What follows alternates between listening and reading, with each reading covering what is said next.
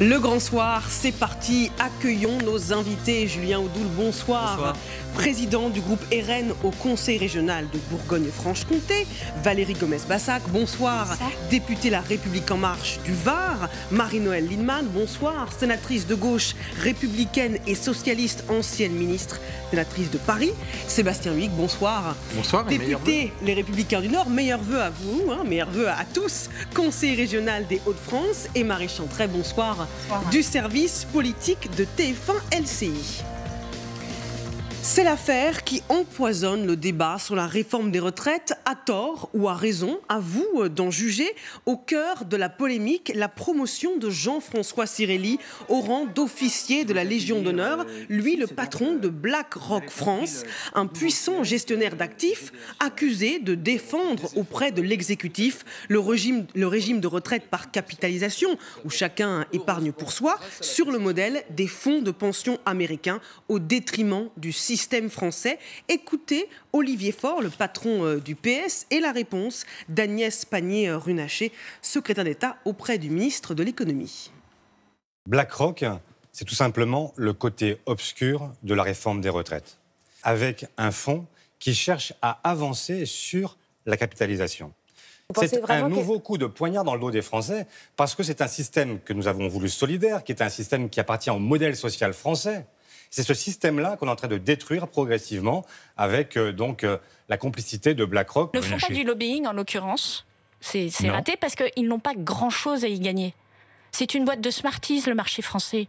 Ça ne représente rien par rapport à leur gestion d'actifs. Je rappelle, ils gèrent 6 000 milliards de dollars, et notamment de dollars qui viennent des États-Unis, de l'Asie. Donc arrêtons de croire que nous sommes au centre du monde. En plein conflit sur la réforme des retraites, Valérie Gomez-Bassac, est-ce que cette promotion dans la Légion d'honneur ne vient pas brouiller le message? Est-ce que les fonds de pension américains liés aux aléas de la bourse, c'est le modèle qui vous sert de boussole dans la réforme des retraites? Non, ce n'est pas le modèle qui nous sert de boussole, et je crois qu'il faut éviter toute polémique et tous les amalgames qu'il peut y avoir autour de cela. Donc c'est vrai que c'est une personne qui a été reconnue comme s'étant investie auprès de l'économie, il a travaillé avec plus grands politiques, il a été au sein de GDF avec un poste important, donc je trouve que cette reconnaissance, il la mérite. Il ne faut pas en donner une autre interprétation.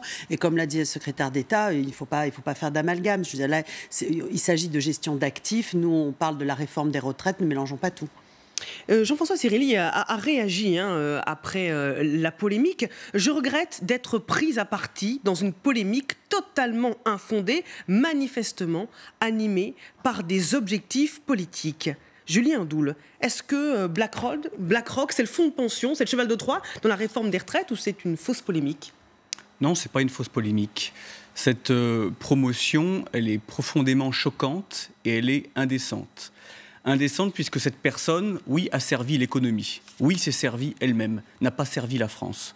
Cette personne, donc, est promue au grade d'officier de la Légion d'honneur, un grade que beaucoup de résistants, que beaucoup de soldats de l'armée française qui ont donné leur sang pour la patrie ne recevront jamais.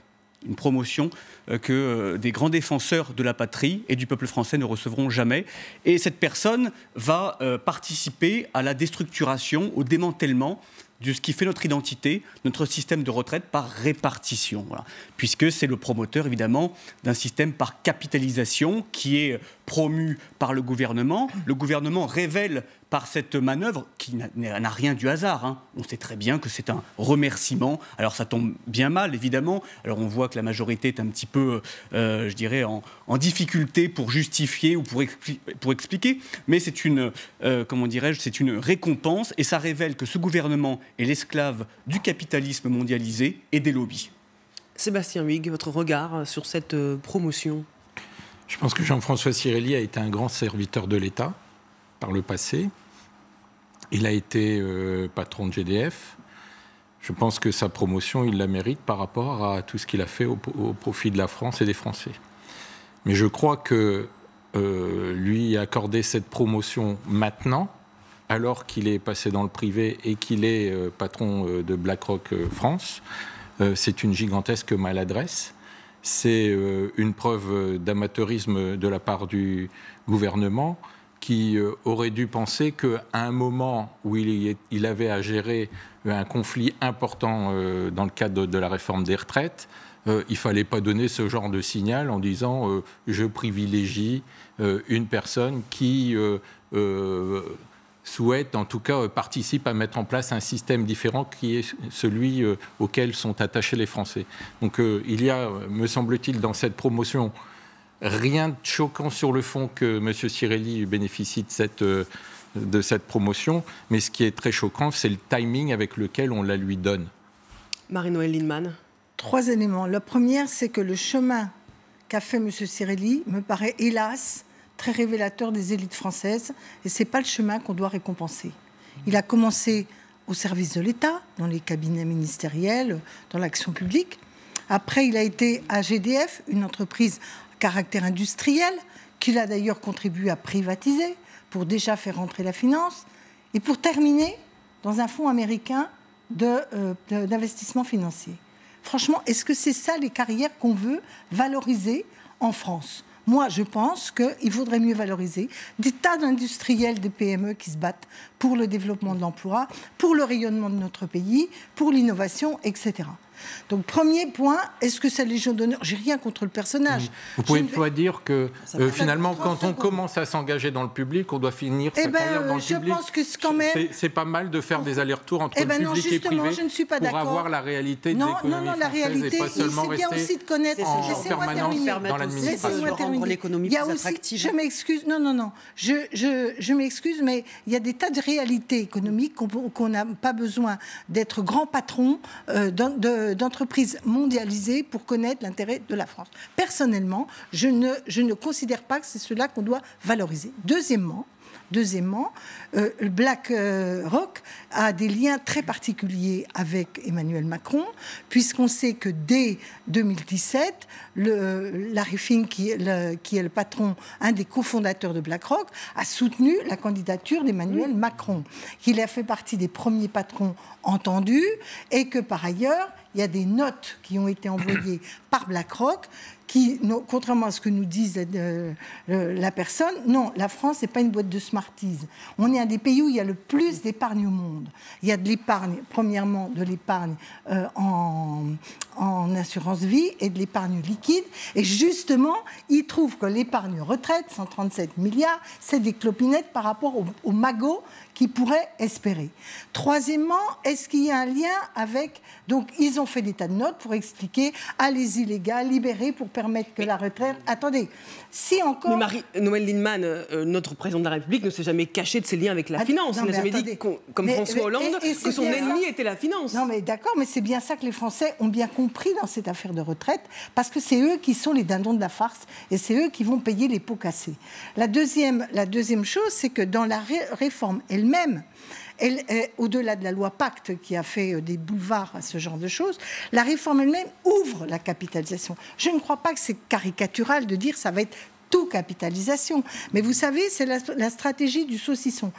Gradué, on commence à enlever les tranches. Pourquoi ça va ouvrir à la capitalisation ? D'abord, tout le monde sait que la masse globale des retraites, les retraites vont baisser.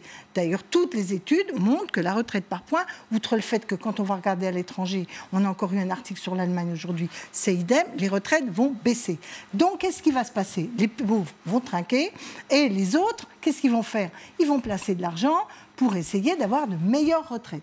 Et alors, le comble est atteint quand vous savez que jusqu'à présent, c'est au-dessus de 28 000 euros ou 27 000 euros par mois que vous ne cotisez que faiblement parce qu'on considère qu'au-dessus de ce seuil, vous avez les moyens de placer. Et surtout, on ne va pas payer des retraites à des niveaux fous. Par contre, maintenant, on va descendre à 10 000 euros par mois. Et ces gens-là vont payer juste une cotisation de solidarité. Oui, mais ils ne cotiseront pas. Attendez 30 secondes. Mais justement, 2,8 de solidarité. Et croyez-vous qu'ils vont avoir leur retraite, elle va tomber du ciel. Qu'est-ce qu'ils vont faire ? Ils vont le placer dans les fonds de pension. Ou alors ils sont tarés. Ce qui n'est pas le cas, en général, des gens comme ça. On encourage les plus riches dans cette réforme des retraites à, en effet, passer à une réforme par capitalisation. C'est ce que j'appelle la stratégie. On dit aux plus riches, débrouillez-vous. C'est ce que j'appelle. Il y a les plus riches, mais il y a aussi toutes les classes moyennes qui vont voir un affaiblissement de leur retraite, qui vont petit à petit glisser. On commence par les plus riches, puis après on va dire aux classes moyennes, vous n'avez pas assez de retraite, voyez, ce système de retraite, il est lourd. dingue, il n'est pas équilibré, et gna gna, et de fil en aiguille, on va aller vers le modèle à dominante anglo-saxonne, parce qu'on est le seul pays où il y a une résistance sociale, culturelle et parfois politique, parce que je crois que même dans la droite française, ils ne sont pas tous des aveuglés du système anglo-saxon. Il y a une résistance politique que j'appelle républicaine, parce que c'est des fondamentaux de notre République depuis la libération. Ça ne veut pas dire qu'il n'y a rien à réformer. On comprend bien. Mais ce n'est pas sur ces bases-là. À quel point cette polémique sur la Légion d'honneur inquiète et puis est liée au débat sur la réforme des retraites. Marie Chantrey, on se demande ce que dit l'Élysée ou Matignon. Est-ce qu'il y a un embarras? Est-ce qu'on assume? Du côté de l'Élysée, c'est silence radio, pas de commentaires de la part des conseillers d'Emmanuel Macron.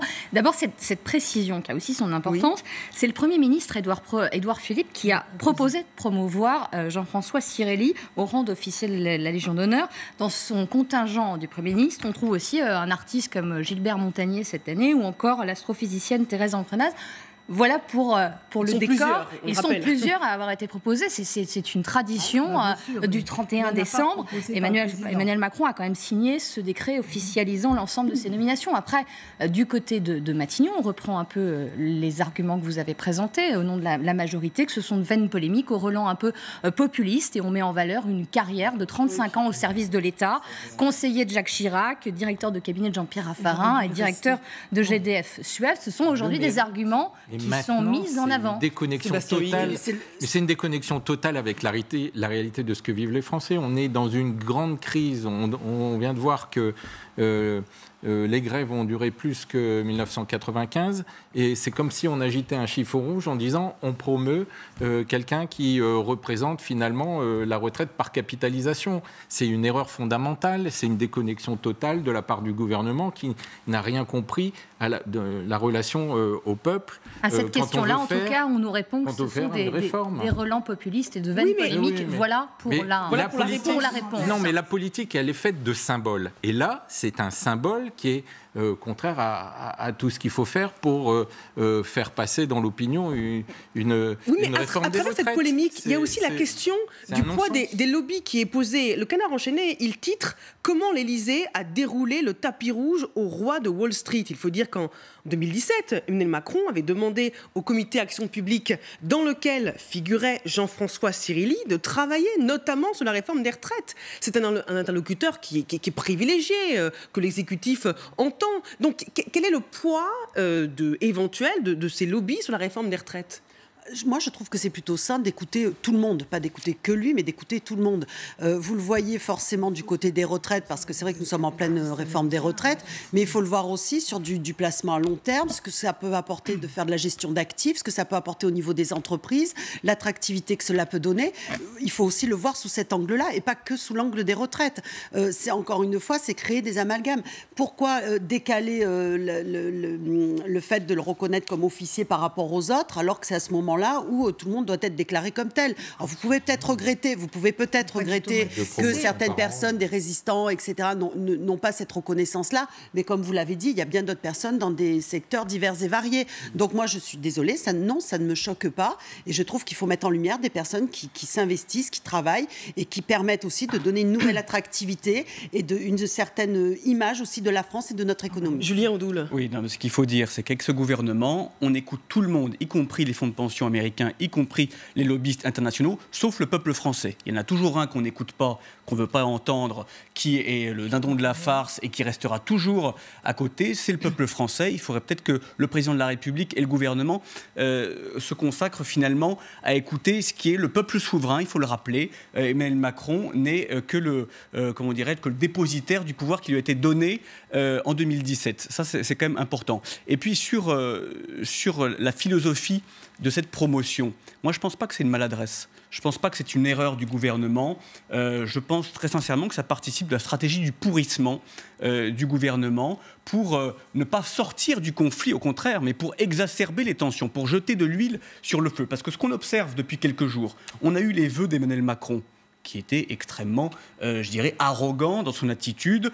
Il ne retire rien, il ne regrette rien, on continue à foncer dans le mur en klaxonnant, et même on va ouvrir les portières, on va avoir l'impression de décoller.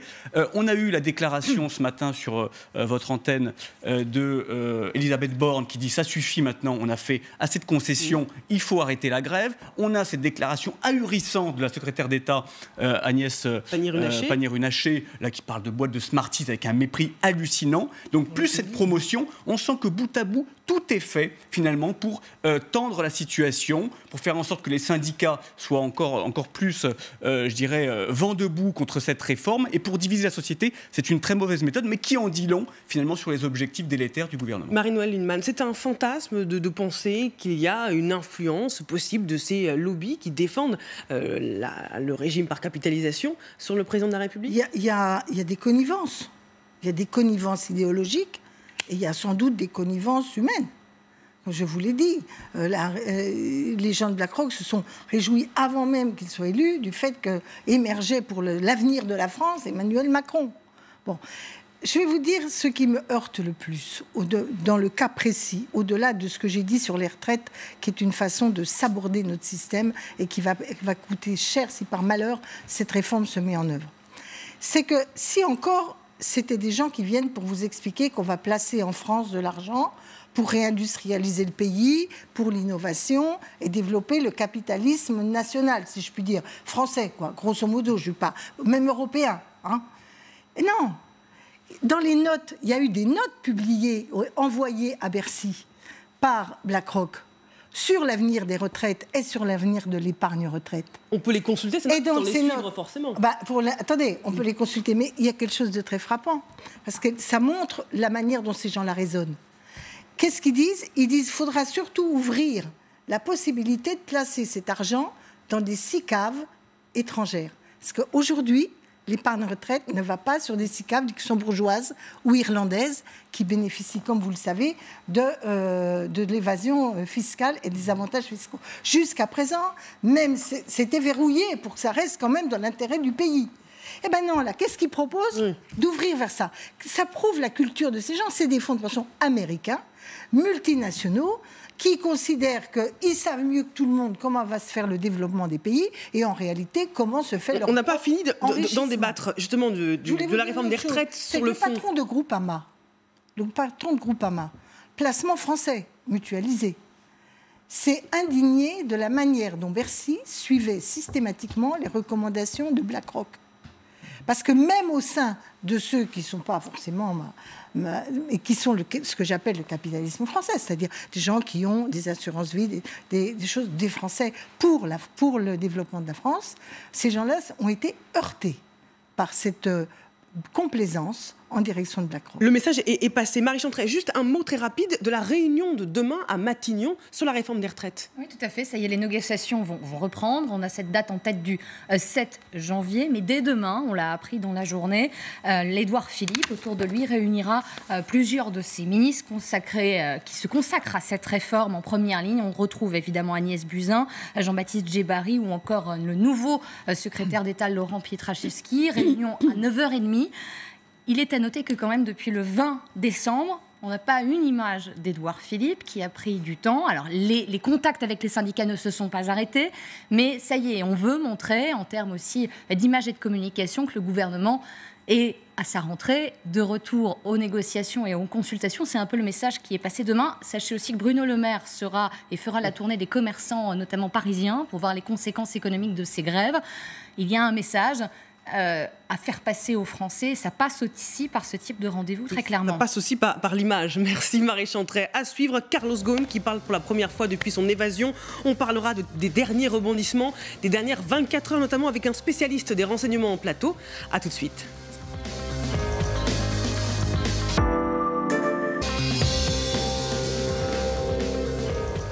Le grand soir se poursuit avec nos invités politiques. Julien Audoul pour le Rassemblement national, Valérie Gomez-Bassac pour La République en marche, Marie-Noëlle Lienemann pour la gauche républicaine et socialiste, Sébastien Huyghe pour les Républicains et nous a rejoint ce soir Henri Buzy-Cazot. Bonsoir, président de l'Institut du Management des services immobiliers. Merci d'être avec nous. Mes meilleurs vœux pour 2020.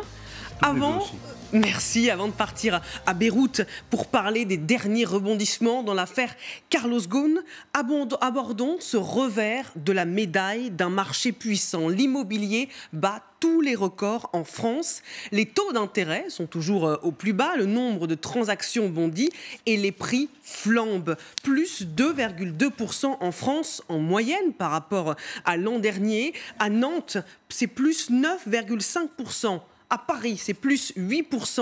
À Toulouse, plus 7,5%. Au Havre, en revanche, ça baisse, moins 4,3%. Mais la tendance générale est bien à la hausse. Dites-nous, acheter va bientôt devenir un privilège de riches ? Oui, alors déjà, moi, je ne m'associe pas à l'enthousiasme ambiant. L'immobilier bat tous les records. L'immobilier dans les grandes villes singulièrement, dans les métropoles, exclut aujourd'hui. Et c'est un problème républicain. Je pense que ce n'est pas un hasard si des élus ce soir et à la tête des grandes villes se préoccupent de cette question-là. On ne peut pas s'en satisfaire. Les chiffres que vous venez de donner sont ahurissants. On ne s'attendait pas à les revoir. On a eu des augmentations à 2 chiffres il y a 3-4 ans. C'était presque le privilège de Paris. Peu de villes augmentées de plus de 5 ou 6%. On est maintenant à près de 10% pour 6 ou 7 villes de notre pays. Des villes qui étaient sages, je pense à Toulouse, 7,3% d'augmentation sur une année. Ça inquiète son maire. Quand vous voyez que Nantes a augmenté de 9,5%, c'était une ville qui était équilibrée. On a un dérèglement. Bon. Alors, ça veut dire quoi? Ça veut dire que derrière ces records, plus d'1 million de transactions, ce ne sont pas les mêmes qui accèdent à la propriété. Ça, on n'en parle pas. Ce n'est pas le même profil. Et que pour ceux qui, n'ayant pas de revenus importants, on arrive à faire qu'une opération d'accession se boucle, c'est au prix d'une modification aussi de la distribution du crédit. Rallongement des durées de prêt. 72% des prêts consentis au cours des 12 derniers mois l'ont été à plus de 20 ans, entre 20 et 35 ans. Bon, des durées qui avaient disparu d'ailleurs, 35 ans. Mais pourquoi? Parce que pour absorber les prix, bien sûr, il y a un moyen qui est la durée, malgré des taux d'intérêt qui sont, on le sait, extrêmement bas. Ça ne suffit pas à solvabiliser les ménages. Qu'ont fait également les banques? Eh bien, elles ont consenti des prêts sans apport personnel. Je tire la sonnette d'alarme, mais surtout, je ne suis pas le seul. Les autorités bancaires, très récemment, ont attiré l'attention des banques et du système bancaire français en disant « Attention, vous endettez dans des conditions qui peut-être sont périlleuses ». On sait qu'il y a des ruptures aujourd'hui et que dans les grandes villes, un ménage sur 2 divorce ou se sépare dans les 5 ans. Qu'est-ce qui se passe quand on est sous le joug d'un remboursement de prêt? On sait que les banques ont également consenti des taux d'effort auxquels elles ne consentaient pas par le passé. Donc, si on ne fait pas ces acrobaties-là, eh bien l'essentiel des ménages, et des plus jeunes d'entre eux singulièrement, ne peut pas accéder ni aux villes, ni même à leur première ou à leur deuxième couronne. Voilà. Donc c'est un problème qu'il faut arriver à résoudre. Il ne faudrait pas que pendant la campagne municipale, on entende des mensonges. C'est tentant pour un candidat à la mairie d'une grande ville de dire « je vais tout faire pour que ceux qui veulent vivre dans Paris, dans Toulouse, dans Lyon, puissent le faire ». Ça ne sera pas le cas. Pourquoi? Ça ne sera pas le cas parce que très clairement, allez, qu'est-ce qu'on va faire? On va favoriser la construction, mais on ne pourra pas abonder l'offre de telle sorte que la tension soit relâchée. Pour un logement qui se présente sur le marché à Paris, vous avez 6 candidats à l'acquisition. 6 candidats. Et globalement, c'est à peu près cette proportion dans toutes les grandes villes qu'on a évoquées ce soir. Ça veut dire que vous avez 5 déçus. Alors ces déçus, qu'est-ce qu'ils font? Pour certains, ils font des concessions pour rester dans la ville intramuros. Pour d'autres, ils vont ailleurs. Ce qui n'est pas grave. C'est-à-dire que la métropolisation, pour moi, c'est une solution. C'est l'aménagement du territoire qui est la vraie solution, qui consiste à dire, vous n'habiterez pas la ville-centre d'une métropole, vous habiterez à 30 minutes maximum, et vous habiterez des endroits où la qualité de vie sera meilleure et qui seront accessibles économiquement pour vous. Mais vous aurez accès à la culture, à l'activité économique de la ville-centre, qui peut être Paris, Rennes ou Lyon, mais vous n'habiterez pas ces villes-là, il faut être très clair. D'autant que les augmentations ne sont pas terminées. Il faut s'attendre à Paris... La fièvre immobilière va continuer en 2020. Elle va continuer, pourquoi? Parce que ce n'est pas une spéculation. Les grandes villes captent toute l'attractivité. Fort heureusement, des villes moyennes, il y a ici des élus, se battent et sont en train de restaurer leur attractivité aussi et deviennent des alternatives. Pourquoi 12 000 ménages par an quittent-ils la ville de Paris? Parce qu'il y a des villes plaisantes, des villes moyennes, où ils peuvent bien vivre alors qu'ils sont malheureux à Paris avec des taux d'effort excessifs. Conséquence à Paris, la hausse des prix fait fuir la classe moyenne. La capitale se dépeuple alors que la population augmente en France. Paris a perdu 53 000 habitants en 5 ans. Julien Audoul, la capitale risque de devenir accessible uniquement pour les plus favorisés? Oui, bien sûr, mais c'est tout l'échec de ce qu'on appelle la métropolisation. Et je ne suis pas d'accord avec monsieur, il faut démétropoliser. Arrêter cette concentration de tous les emplois, tous les développements, tous les services aux mêmes endroits. Voilà. Puisque ça conduit finalement à rendre une vie infernale pour bon nombre d'habitants, que ce soit un enfer fiscal, un enfer social, au niveau du cadre de vie, de l'environnement, enfin tout ça aujourd'hui n'est plus viable. Donc il faut démétropoliser, il faut qu'il y ait un aménagement du territoire qui soit cohérent, il faut l'équité territoriale, puisqu'aujourd'hui en France, on a quand même 2 France qui se regardent en chien de faïence, que ce soit la France des villes ou la France de la ruralité, parce que d'un côté on concentre tout dans les métropoles, et dans l'autre on la vide de ses services publics. Moi dans ma région Bourgogne-Franche-Comté, qui est la seule région métropolitaine qui perd des habitants, avec mon département de l'Yonne qui en a perdu 3 600 en 5 ans, le département de la Nièvre 9 600 en 5 ans, ça s'explique parce qu'il n'y a plus d'écoles, il n'y a plus de postes, il n'y a plus aujourd'hui d'emplois, les conditions de transport sont déplorables, dans certains territoires il n'y a même plus de réseau où il n'y a pas Internet, donc il faut aménager évidemment équitablement le territoire et comme vous le disiez, il y a des Parisiens qui ont envie d'une vie meilleure, qui peuvent travailler à Paris mais vivre que ce soit à la frontière du Grand Paris, et j'invite notamment, je fais un peu de pub pour ma ville de Sens, à 50 minutes de Paris, il y a une très belle ville de 25 000 habitants aux portes de la Bourgogne, qui est tout à fait en capacité d'accueillir les ménages parisiens pour l'installation. Et on y va comment, en train avec les Grecs? Très, très bonne question. On y va en train si Emmanuel Macron veut bien retirer son projet de retraite. Voilà. C'était facile. Marie-Noëlle Lienemann, logement, c'est un dossier qui vous... Bien sûr. Vous maîtrisez, c'est le ministre. Premièrement, moi je partage l'idée que si on veut répondre dans la durée, dans la longue durée, à la crise de l'immobilier et au décrochage des revenus des Français, vous savez qu'on consacre plus d'1 quart de notre revenu moyen. Et quand vous êtes smicard, c'est 40% pour vous loger. Et ça, c'est de l'argent qui, justement, va finir au bout du compte en rente foncière. Quand vous faites l'étude macroéconomique, au bout du compte, que ce soit les avantages fiscaux, que ce soit le prix des loyers ou que ce soit les mécanismes de taux d'intérêt, au bout du compte, le foncier explose et l'immobilier explose. Donc, c'est très mauvais et pour l'équilibre républicain et pour notre économie. Donc, qu'est-ce qu'il faut faire? Des mesures à long terme. C'est pas possible qu'on continue à avoir l'essentiel des emplois créés qui sont dans les métropoles. Puisqu'on nous explique qu'on a créé des emplois cette année, vous avez plus de 70% de ces emplois sont dans les secteurs métropolitains. Et pourquoi? Parce qu'ils sont essentiellement de services. Et souvent de services, pas toujours avec des statuts géniaux.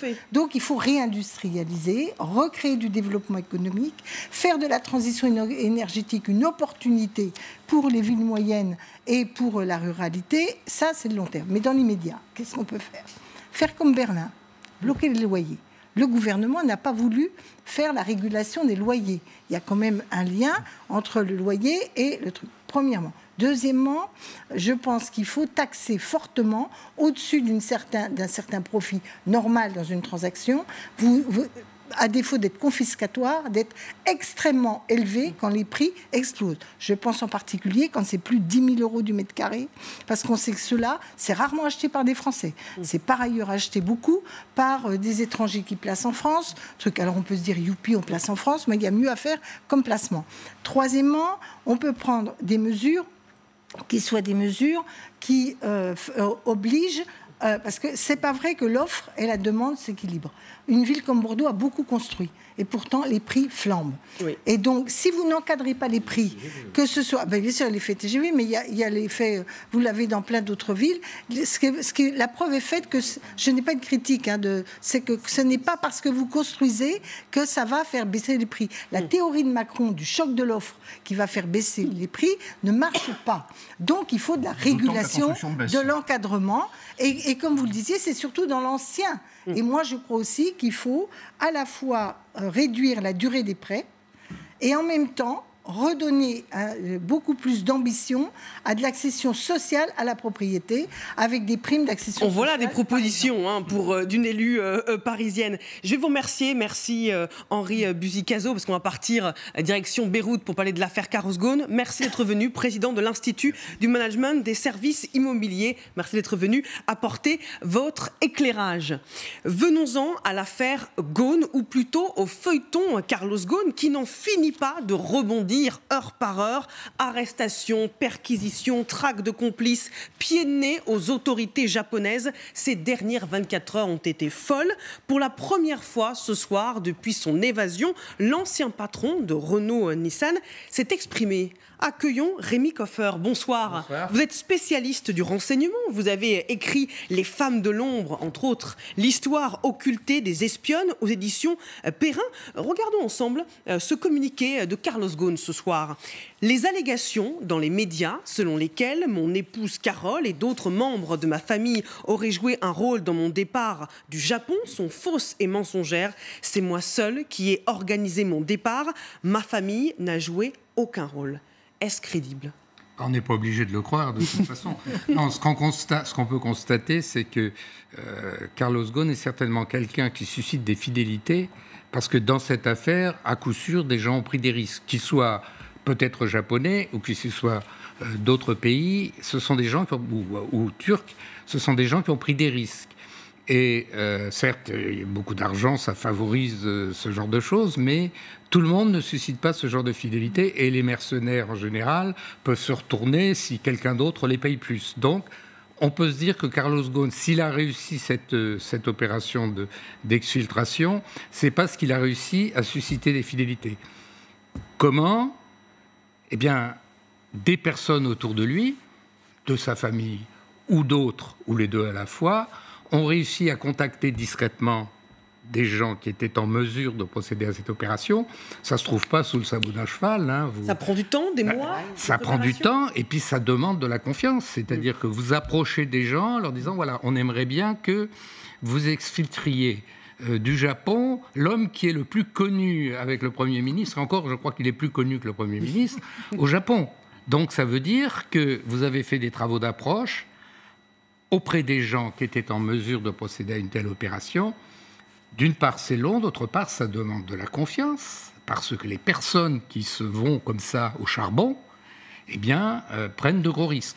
Un exemple, peut-être y a-t-il eu des tentatives de contacter des yakuza, par exemple, la mafia japonaise. Mais la mafia japonaise n'est pas forcément enthousiaste pour lutter contre les intérêts japonais, parce qu'ils tiennent à leur place dans la société japonaise. Et puis vous savez que 90% des crimes sont élucidés au Japon, ce qui veut dire que si vous prêtez la main à une opération de ce genre, et je reviens à des complicités japonaises éventuelles, vous prenez un très très gros risque de vous faire prendre. Et personne n'a envie d'aller spécialement en prison. Je voudrais vous faire écouter le témoignage sur LCI ce soir de Christophe Naudin, spécialiste de la sûreté.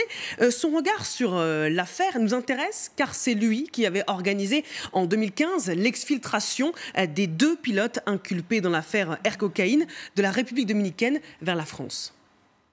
La seule chose qui est certaine, si vous voulez, c'est que M. Ghosn n'a pas pu faire ça tout seul. Il a forcément été aidé par une équipe de gens. Une grosse équipe ? À mon avis, le noyau décisionnel, c'est 5 personnes. Le noyau opérationnel, c'est 10. Et peut-être qu'il y a 10 éléments autour, si vous voulez, qui s'occupent des questions logistiques. Rémi Koffer, il va dans votre sens, l'idée qu'il faut un cercle de confiance pour organiser une telle opération. Je me demande sur les conditions dans lesquelles il a quitté le Japon. Il avait un passeport français qu'il n'aurait pas dû détenir. Il a dû passer des contrôles à la frontière. Personne ne l'a arrêté, personne ne l'a reconnu. Alors, je ne sais pas exactement, évidemment, ce qui s'est passé, on le saura très rapidement, mais les Japonais, il ne vous a pas échappé que c'est une langue à caractère, et que quand vous êtes un fonctionnaire japonais, qu'on vous présente un passeport français, eh bien, vous ne parlez pas forcément le français ou une langue occidentale. Alors, qu'est-ce qui permet de repérer la différence ? C'est le numéro qui est marqué sur le passeport, parce que ça, c'est international. Alors, il y a des tas de combines possibles, dont l'une consiste à avoir fait marcher ce double de son passeport français, de l'avoir fait marcher par quelqu'un d'autre, pour entrer dans le pays peu avant. Alors, le fonctionnaire regarde sur son ordinateur, il affiche le numéro et il dit « Bon, bah oui, c'est un type qui est rentré il y a 3 jours, etc. » Donc, voilà, bon. Vous pouvez maquiller les gens, vous pouvez faire un certain nombre de choses, si vous voulez. Il y a dans l'histoire, il y a des évasions assez étonnantes. Mais toujours la confiance. Il s'est dit qu'il avait fait appel à une société privée. Vous y croyez si vous me dites que c'est forcément un cercle de gens qu'il connaît très bien, en qui il peut avoir confiance? Mais je ne pense pas que les gens qu'il connaît très bien soient des exfiltrateurs professionnels et des clandestins éprouvés. Donc effectivement, ces gens-là ont pu servir à contacter des, entre guillemets, professionnels capables de procéder à cette opération. Mais il faut les approcher, ces gens-là. Vous ne leur téléphonez pas. Et d'ailleurs, vous avez des problèmes de téléphone en ce qui concerne le téléphone de Carlos Ghosn, car bien entendu, il était écouté. Et je peux vous dire qu'au Japon, ils ont des capacités de ce côté-là, de la même manière que je peux vous dire que le Naisho, qui est le service de renseignement du Premier ministre japonais, à l'heure actuelle, il travaille beaucoup à Istanbul et à Beyrouth, évidemment, pour essayer de ramasser des informations pour leur gouvernement. Donc, il a fallu déjouer aussi ça. Bon, il a fallu l'exfiltrer de sa maison. Alors, était-ce avec un déguisement? On a dit aussi dans une malle. On a eu des précédents. En 58, en France, Jacques Choustel, il y avait à Alger, il y avait une sorte de révolte de Français d'Algérie et de militaires contre la politique de la 4e République. Et Jacques Soustel, qui était un gaulliste à l'époque et très Algérie française, était assigné à résidence pour ne pas qu'il file à Alger. Et il est passé dans le coffre de la femme d'un diplomate brésilien qui habitait l'étage d'au-dessus. On l'a mis sous une couverture et il a gagné l'aéroport. Et après, il est arrivé à Alger. Donc vous voyez... c'est vieux ce genre de pratique. Oui, mais c'est une question de confiance. C'est parce que c'était sa voisine et puis il a réussi à la persuader de l'aider à s'évader. Ça l'amusait beaucoup, la jeune femme, elle l'a dit après. Partons à Beyrouth, retrouver notre envoyé spécial Benoît Cristal. Pourquoi Carlos Ghosn a-t-il décidé de sortir du silence ce soir ?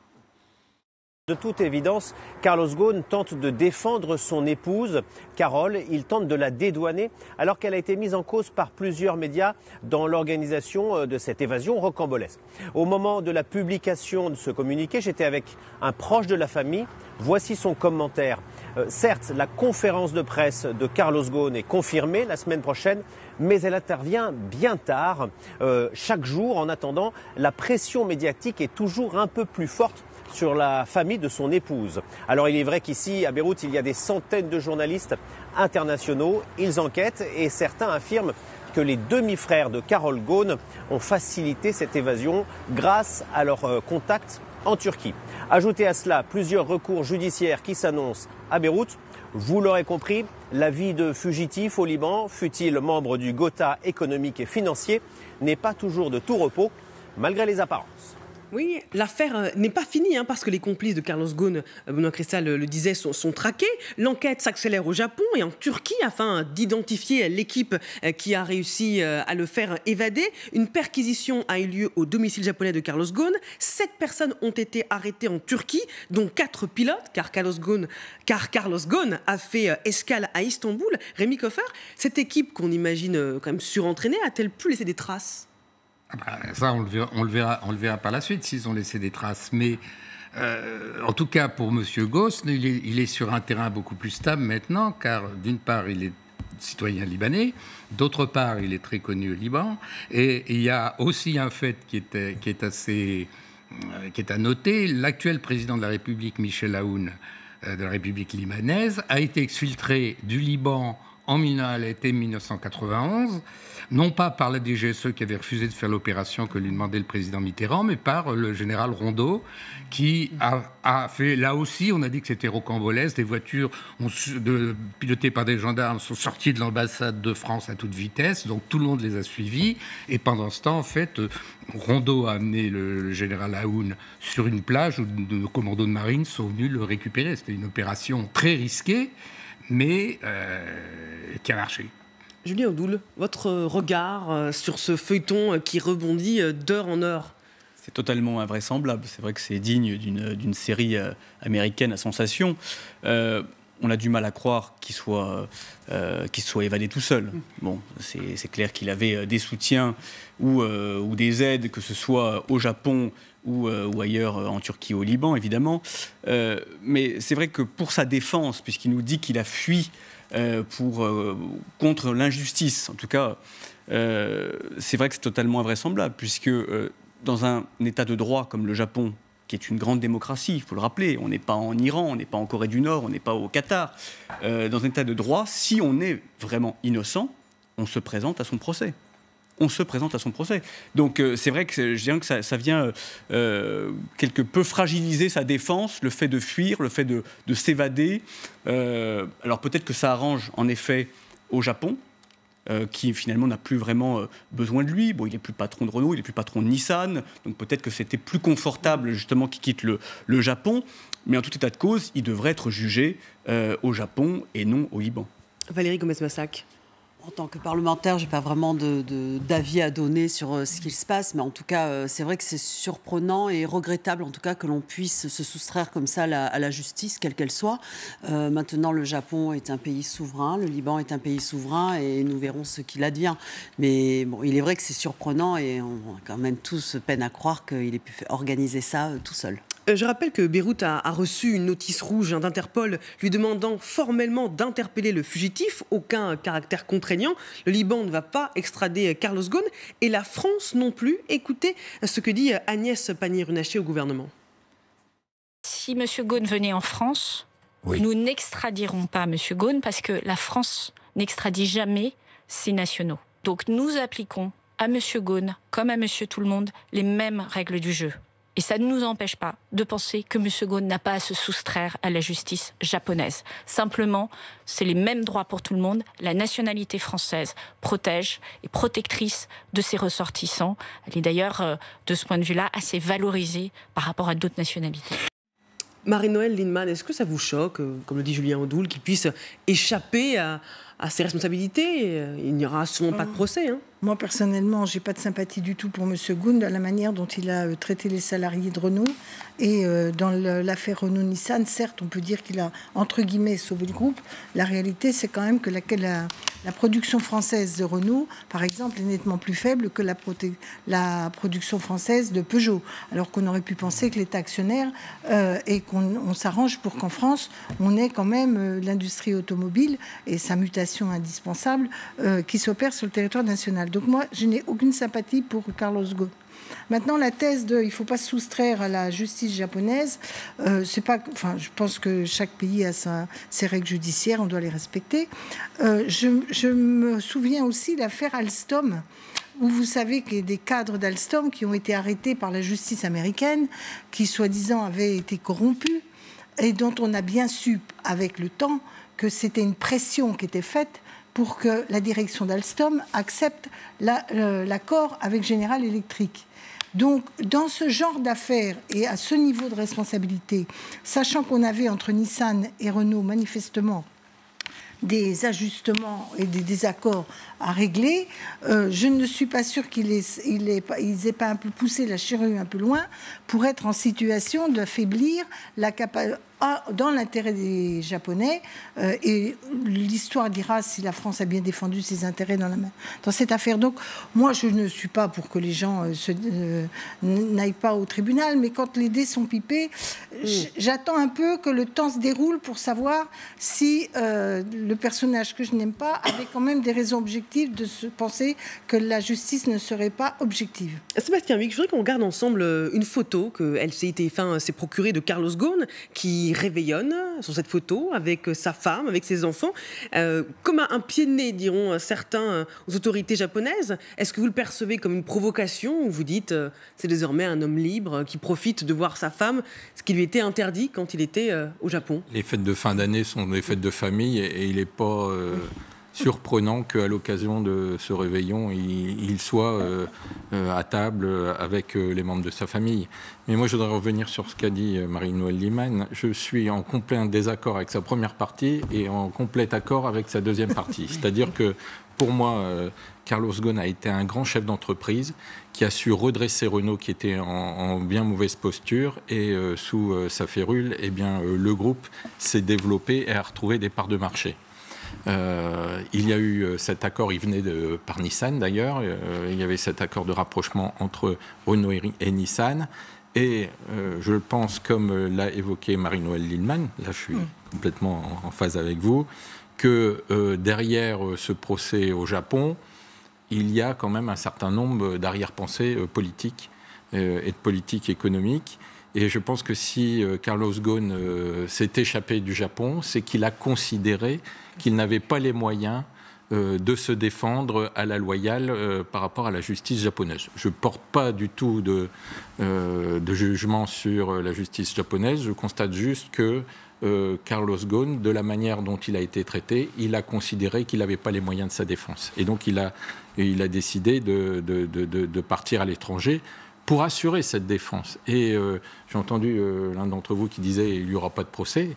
Dans tout ce que j'ai pu voir ou lire, il n'est pas impossible que le procès ait lieu, mais en dehors du Japon.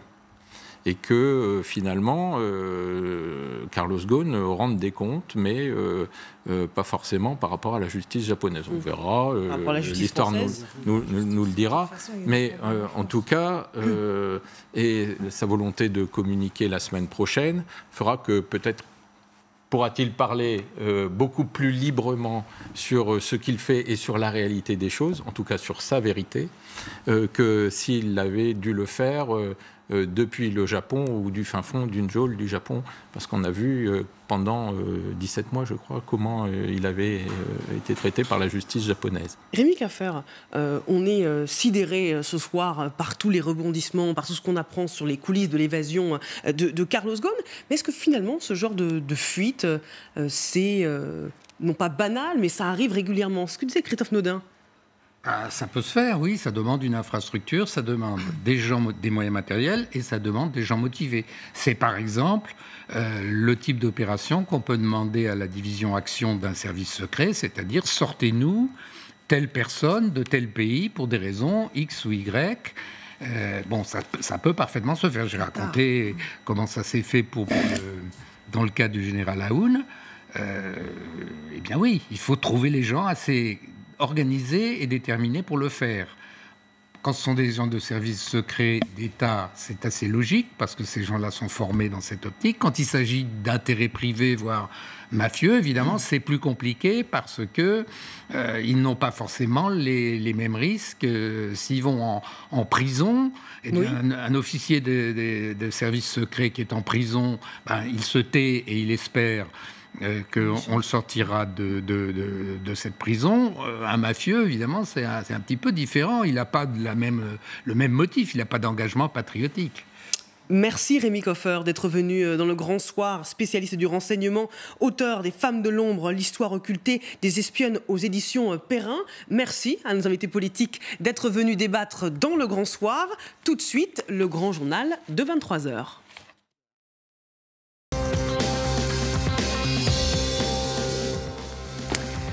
À la une du Grand Journal de 23h, le feuilleton Carlos Ghosn. Arrestation, perquisition, traque de ses complices. Ces dernières 24 heures ont été folles. Carlos Ghosn dit avoir organisé seul sa fuite. Mais est-ce vraiment crédible ? Opération coup de poing de la CGT, intrusion devant le siège de la République En Marche. Le syndicat va-t-il trop loin dans son opposition à la réforme des retraites? Nous poserons la question à un représentant de la CGT. Puis un nouvel appel à la grève. Cette fois, c'est un syndicat d'Air France qui appelle le personnel navigant à se mettre à l'arrêt la semaine prochaine. Ils sont inquiets pour leur caisse de retraite.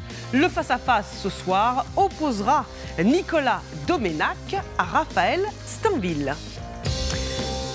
On On commence ce journal, Guillaume, par cette première image, la première image de Carlos Ghosn depuis son évasion. Absolument, c'est un document TF1 et LCI qui a fuité au Liban où il se trouve, l'ancien patron de Renault-Nissan, en train de réveillonner aux côtés de sa famille. Et pour la première fois aussi depuis son évasion, Carlos Ghosn est sorti du silence. Il déclare qu'il a orchestré seul son départ du Japon. Benoît Cristal est notre envoyé spécial à Beyrouth. Carlos Ghosn dément donc toute implication de sa famille. De toute évidence, Carlos Ghosn tente de défendre son épouse, Carole. Il tente de la dédouaner alors qu'elle a été mise en cause par plusieurs médias dans l'organisation de cette évasion rocambolesque. Au moment de la publication de ce communiqué, j'étais avec un proche de la famille. Voici son commentaire. Certes, la conférence de presse de Carlos Ghosn est confirmée la semaine prochaine, mais elle intervient bien tard. Chaque jour, en attendant, la pression médiatique est toujours un peu plus forte sur la famille de son épouse. Alors il est vrai qu'ici, à Beyrouth, il y a des centaines de journalistes internationaux. Ils enquêtent et certains affirment que les demi-frères de Carlos Ghosn ont facilité cette évasion grâce à leurs contacts en Turquie. Ajoutez à cela plusieurs recours judiciaires qui s'annoncent à Beyrouth. Vous l'aurez compris, la vie de fugitif au Liban, fût-il membre du Gotha économique et financier, n'est pas toujours de tout repos, malgré les apparences. Et le Liban se trouve donc. Carlos Ghosn a reçu une demande d'arrestation d'Interpol. Oui, Interpol a remis aujourd'hui un mandat d'arrêt international à l'encontre de l'ancien PDG poursuivi pour corruption. Carlos Ghosn est donc en liberté. Il a réussi une évasion dont le scénario est toujours mystérieux. Georges Brenier, Antoine Janon et Benoît Cristal sur place. Son sourire est discret, mais Carlos Ghosn savoure le moment. Sur cette photo, le fugitif célèbre le réveillon du Nouvel An avec son épouse. Le dîner s'est déroulé ici, dans cette maison cossue de Beyrouth, la propriété d'une amie, une célèbre décoratrice d'intérieur. Écoutez, monsieur, je n'ai pas de commentaires à faire au sujet de monsieur Ghosn. Pourtant, l'étau autour de l'ex-patron de Renault-Nissan s'est fortement resserré ces dernières heures. Cet après-midi, Interpol avait lancé les hostilités en émettant une notice rouge. Le Japon demande ainsi à la police libanaise d'interpeller Carlos Ghosn. Une demande purement symbolique que Beyrouth ne semble pas pressé d'appliquer. Beyrouth, où se joue désormais une autre bataille pour l'homme d'affaires, car le propriétaire de la luxueuse maison qu'il habite depuis dimanche s'appelle Nissan. Et le constructeur semble bien décidé à récupérer son bien. Il n'a pas le droit d'habiter cet appartement. C'est le problème. Parce que s'il appartient à Nissan. Oui. Pendant ce temps-là, des policiers japonais ont perquisitionné sa maison de Tokyo pendant près de 4 heures. À 9000 km de là, les forces de l'ordre turques, elles, ont arrêté 4 pilotes et 3 employés de l'aéroport d'Istanbul. Seule certitude, Carlos Ghosn a trompé son monde et les caméras de surveillance de sa maison japonaise. Il a ensuite fait 7 heures de route direction Osaka, avec peut-être un second passeport français en main, 12 heures de vol au total, sans jamais attirer l'attention, avant de redécoller vers Beyrouth, à bord cette fois d'un deuxième avion. Une cavale digne d'un film policier, dont Carlos Ghosn conserve pour le moment tous les secrets. Et pendant que Carlos Ghosn vit ses premiers jours de cavale à Beyrouth, au Liban, au Japon, on l'a vu, la police a procédé à des perquisitions dans sa résidence de Tokyo. Par ailleurs, plusieurs personnes ont été interpellées en Turquie. Oui, des personnes suspectées de l'avoir aidé à rejoindre Beyrouth en passant par Istanbul. Le Japon tente désormais de ne pas perdre la face après le camouflet que représente cette évasion pour la justice du pays. À Tokyo, la correspondance de Constantin Simon. Perquisition dans l'appartement de Carlos Ghosn à Tokyo, cette arrestation en Turquie, demande d'Interpol, d'arrestation Interpol déposée au Liban. Le Japon est à la manœuvre, ça y est, il faut reprendre la main face à ce dossier où il a totalement perdu la face. Il y avait aussi ces informations données dans l'entourage de Carlos Ghosn qu'il aurait été aidé par une société privée, des spécialistes d'exfiltration. Carlos Ghosn dément, il veut surtout protéger ses proches et d'abord sa femme. Carole Ghosn. Il affirme qu'il a organisé cette opération tout seul. C'est fort peu probable, hein, tant il était, rappelons-le, surveillé. Il y avait autour de lui des agents civils travaillant pour le bureau des procureurs, des détectives qui travaillaient pour Nissan. La justice japonaise contrôlait la moindre de ses communications. Quoi qu'il en soit, toutes ces opérations policières et diplomatiques ont peu de chances d'aboutir. Pourquoi? Eh bien, tout simplement parce que Carlos Ghosn est libanais et que donc le Liban n'extrade pas ses citoyens. Son regard est précieux sur l'affaire Carlos Ghosn, celui de Christophe Naudin, ancien pilote de ligne, arrêté dans l'affaire Air Cocaïne. Oui, il avait, lui, organisé l'exfiltration de 2 de ses collègues hors de la République dominicaine. C'était en 2015. Il disait avoir été aidé à l'époque par une dizaine de personnes. Alors pour lui, aujourd'hui, c'est sûr, Carlos Ghosn n'a pas pu s'enfuir seul. La seule chose qui est certaine, si vous voulez, c'est que M. Ghosn n'a pas pu faire ça tout seul. Il a forcément été aidé par une équipe de gens. Une grosse équipe? À mon avis, le noyau décisionnel, c'est 5 personnes. Le noyau opérationnel, c'est 10. Et peut-être qu'il y a 10 éléments autour, si vous voulez, qui s'occupent des questions logistiques. Sur le front de la grève contre la réforme des retraites, le mouvement social continue. 29e jour de grève aujourd'hui, record battu par rapport à la grande grève de 86. Et aujourd'hui à Marseille, près de 2000 personnes ont défilé. Ils ont participé à ce qu'ils ont appelé une descente au flambeau sur la Canebière, et c'était à l'appel de la CGT. La grève qui continue aussi dans les raffineries du pays, dans plusieurs d'entre elles. La distribution est à l'arrêt, comme ici dans la raffinerie de Grand-Puy, en Seine-et-Marne. Agnès Pannier-Runacher, la secrétaire d'État à l'économie, affirme que ce blocage est illégal. Aujourd'hui, il est légitime que les Français aient accès à l'essence. C'est une pression qui n'est pas acceptable, estime la secrétaire d'État. À Paris, cet après-midi, la manifestation a fait 2 blessés. 3 personnes ont été interpellées. Une centaine de personnes au total manifestaient devant le siège de la République En Marche à Paris, dans une ambiance tendue. Ils ont été repoussés par la police et sur Twitter, Stanislas Guérini, le patron du parti, écrit « Condamner la tentative d'intrusion de manifestants radicalisés », dit-il, dans les locaux du parti. Et nous sommes en direct avec Benoît Martin, bonsoir, secrétaire général de l'Union départementale CGT Paris. Merci d'être avec nous en direct dans le grand journal de 23h. Blocage des raffineries, tentative d'intrusion dans les locaux de la République En Marche. Est-ce que la CGT va trop loin ?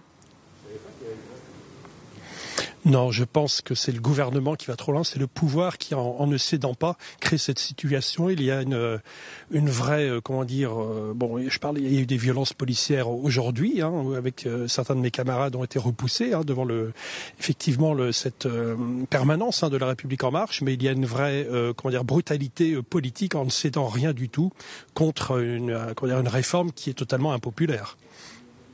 Benoît Martin, les autres syndicats mettent aujourd'hui un coup de frein, si l'on peut dire, dans la poursuite de la grève. Ils proposent une main tendue, ils offrent leur main tendue au gouvernement. Est-ce que vous ne vous sentez pas un peu seul dans cette poursuite de la mobilisation ? Eh bien, écoutez, samedi, nous allons faire une manifestation intersyndicale à nouveau à Paris, après la réussite de celle du 28 décembre. Donc, on recommence le 4 janvier. Et donc, c'est bien unitaire. Il y aura la CGT, FO, Solidaire et la FSU. Il y aura des organisations de jeunesse. Il y aura également des grévistes qui, ici ou là, peuvent être adhérents, non seulement à la CGT ou à Sud, à Solidaire, etc., mais également à l'UNSA, je pense à la RATP et à la SNCF, voire à la CFDT. Donc au niveau de la base, il y a vraiment une unité. Benoît Martin, vous restez avec nous, on a d'autres questions à vous poser ce soir. Venons-en à ces chiffres de la SNCF sur le nombre de grévistes qui est en baisse. Oui, à la SNCF, il n'y a plus que 6,9% de cheminots grévistes aujourd'hui, 33,9% chez les conducteurs de train. Les syndicats tentent d'entretenir la flamme jusqu'au 9 janvier, la journée de mobilisation. Antoine de Pressigou, Cassien Masquilier et Pauline Dumortier. Nous avons fait le test, prendre un métro à la sortie du travail ce soir. Il y a encore une semaine, nous aurions sans doute vite abandonné. Mais aujourd'hui, cela semble aller beaucoup mieux. en tout cas aux heures de pointe, quand les métros circulent. Là, le trafic, enfin les lignes sont ouvertes, donc c'est déjà un peu mieux qu'au début de la grève. Il y a du monde, mais quelques centimètres carrés pour respirer. C'est moins pire, mais ça reste encore très gênant pour nous. On retrouve une forme de confort. Voilà, on espère que ça ira mieux, mais ça a été pire. Dans les trains de banlieue de la SNCF, même constat. Mais certains voyageurs appréhendent tout de même le retour au travail des vacanciers la semaine prochaine. Je crains qu'il y aura trop de monde, que peut-être je ne rentrerai pas dans le train. Je ne sais pas. Regardez cette courbe. À la SNCF, seulement 6,9% de grévistes aujourd'hui, contre 55,6% au début du mouvement. Alors, pour entretenir la flamme coûte que coûte, certains n'hésitent pas à mener des actions coup de poing. Comme cette manifestation non déclarée ce matin dans le quartier parisien de l'Opéra. Des agents de la RATP, de la SNCF et quelques gilets jaunes dispersés par des gaz lacrymogènes.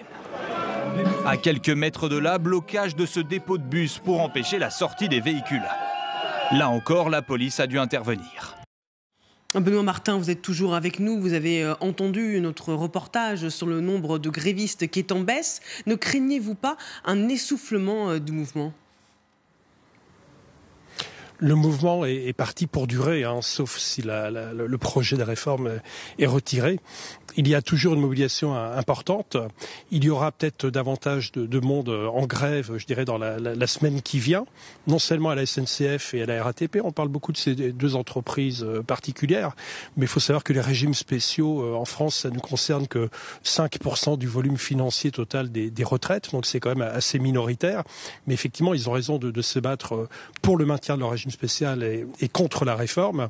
Mais il va y avoir des relais de grève à partir de lundi, mardi, mercredi prochain, et notamment avec une grande journée de grève et de manifestations dans au moins 200 villes en France jeudi prochain, le 9. Et donc on va vers une extension du mouvement dans le sens qu'un certain nombre de professions qui pour l'instant peut-être ont été peu mobilisées le seront davantage. Et demain matin, moi, je serai avec Philippe Martinez à 11h devant les grands magasins du boulevard Haussmann pour appeler les salariés du privé, du commerce, notamment à Paris, à se mettre en grève, à venir renforcer le mouvement. Merci Benoît Martin, secrétaire général de l'Union départementale CGT Paris, d'avoir réagi dans le journal de 23h. Et merci à Adriana Co pour la réalisation de ce duplex. Les transports où la galère continue, mais ça s'améliore. Oui, puisque demain, en ce qui concerne les TGV, 2 sur 3 en moyenne seront en circulation. Il y aura un TER sur 2, un Intercité sur 3, ainsi que 3 Transiliens sur 10. Côté RATP, il n'y a plus qu'une ligne totalement fermée, mais vous le voyez, sur 13 d'entre elles, le trafic sera très perturbé, fonctionnement seulement aux heures de pointe et avec des stations fermées. Et puis, le trafic sera peut-être bientôt très compliqué aussi dans les airs, puisque 2 syndicats d'Air France appellent aujourd'hui les personnels navigants, hôtesses et stewards à reprendre la grève la semaine prochaine. Ils qualifient les annonces du gouvernement d'enrobage imprécis et insuffisant, et ce, à propos de l'avenir de leur caisse autonome de retraite. Et nous sommes en direct avec Grégoire Aplincourt. Bonsoir, président du syndicat des pilotes chez Air France. Pourquoi cet appel à la grève alors que le syndicat national des pilotes avait la semaine dernière appelé à l'arrêt? Que s'est-il passé? Écoutez, je rappelle que tout d'abord, si nous sommes ici en train de parler ce soir, c'est parce que nous parlons de régimes, non pas de régimes spéciaux, mais là bien de retraite complémentaire. Donc on est en train de parler d'assurance, retraite privée, autofinancée, que l'État a souhaité rajouter dans sa réforme des retraites. Et ça, c'est ce qui aujourd'hui fait que le collectif SOS Retraite auquel nous appartenons, avec des avocats, des médecins et de nombreuses professions, se retrouve dans cette situation. Pourquoi manifester aujourd'hui ? Parce que nous ne sommes pas rassurés du tout sur l'avenir de notre caisse. Le SNPL a mené cette négociation avec le gouvernement directement. Les syndicats représentatifs que nous sommes, mais minoritaires, n'ont jamais été invités à cette discussion. Alors Grégoire Aplincourt, vous parlez justement du SNPL, le syndicat national des pilotes, qui a appelé la semaine dernière à arrêter le mouvement. Pourquoi cet appel de votre part, j'allais dire, si tardif? Pourquoi ne pas l'avoir fait d'emblée la semaine dernière? Alors c'est pas la semaine dernière. La réforme des retraites, elle date de bien avant. Nous sommes allés manifester avec le collectif des retraites en septembre déjà l'année dernière. Nous ne sommes pas forcément grévistes dans l'âme. Nous avons laissé une chance à la négociation pour savoir ce qu'allait proposer le gouvernement.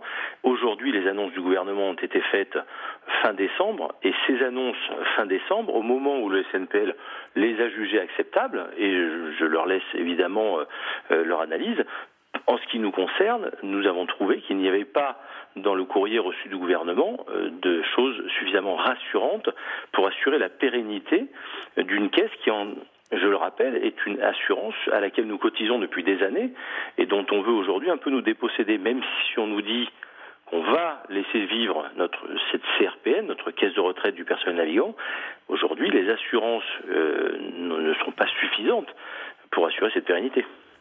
Merci Grégoire Aplincourt, président du syndicat des pilotes d'Air France, d'avoir réagi dans le grand journal de 23h. Question à Marie Chantret du service politique de TF1 LCI.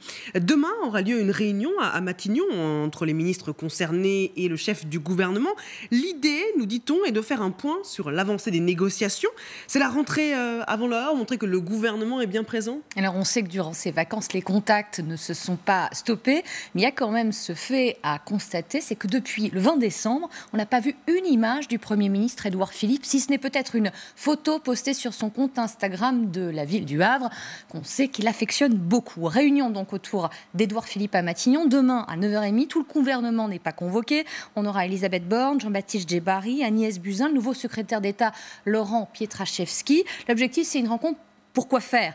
D'abord, la situation concernant les transports, SNCF, RATP, les conséquences sur la vie des Français, des Franciliens, conséquences concrètes avant la rentrée du 6, et puis évidemment faire un point sur les négociations avec les organisations syndicales. On sait qu'elles reprennent à partir du mardi 7. Premier conseil aussi, ministre de rentrée, le lundi 6. Ça a son importance.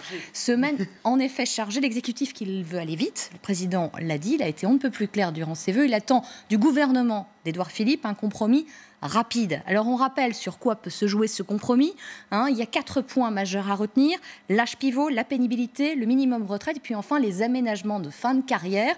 Tout ça, ça va être négocié, mais on sent qu'il y a une forme d'autocritique du côté de l'exécutif. Peut-être que ça a été trop automatique, trop mécanique. Et là-dessus, on sent que peut-être ils sont prêts à lâcher du lest. Dans le même temps, retour sur le terrain aussi, un certain Bruno Le Maire qui va aller voir les commerçants avec sa secrétaire d'État, parce qu'on sait aussi que dans ce type de crise en politique, une image vaut parfois mieux que de longs discours.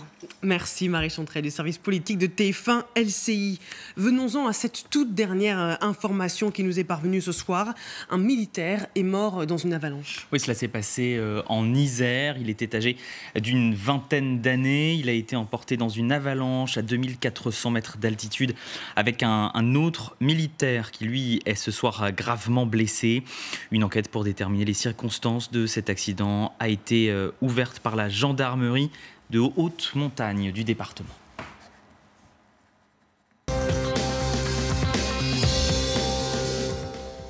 À suivre, merci mon cher Guillaume, on retrouve pour le journal de minuit, à suivre le face-à-face Nicolas Domenac versus Raphaël Steinville. A tout de suite.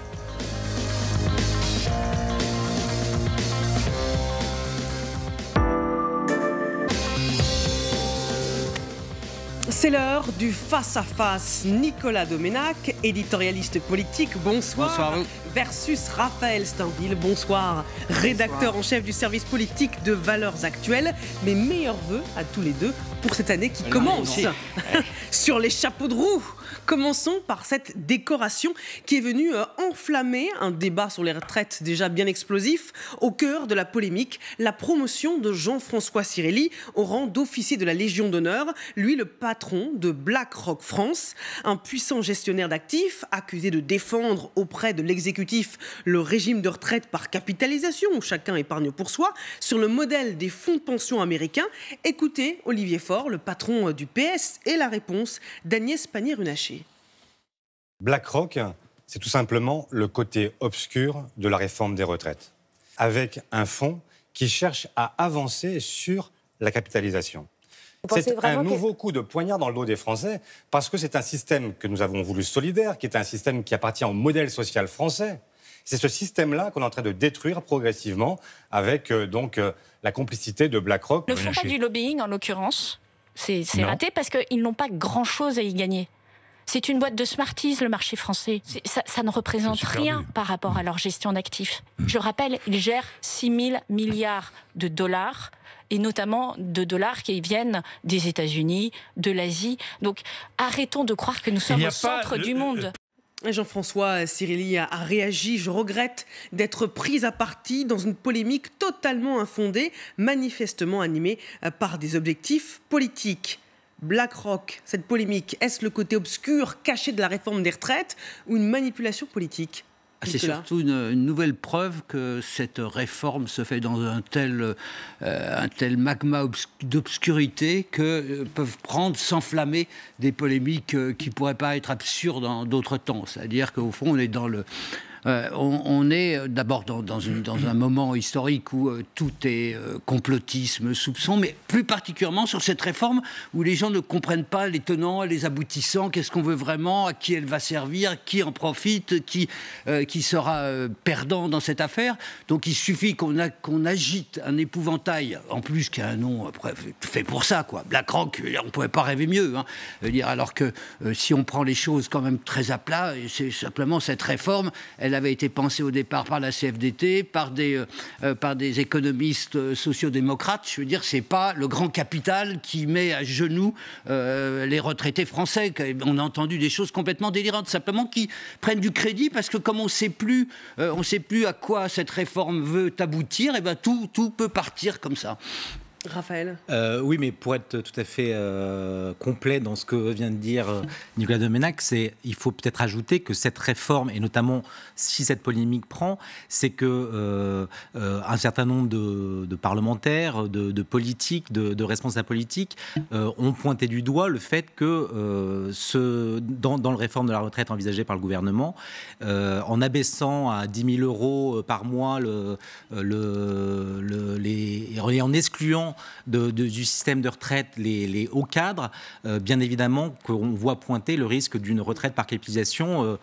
Et donc c'est ça qu'avance et Olivier Faure, et bien avant lui, même jusqu'à un certain nombre d'hommes politiques de droite. Je crois que le premier qui a agité le chiffon rouge BlackRock, c'était Olivier Marleix à l'Assemblée nationale, qui parlait d'un 43e régime spécial qui allait être créé à l'occasion de cette réforme des retraites.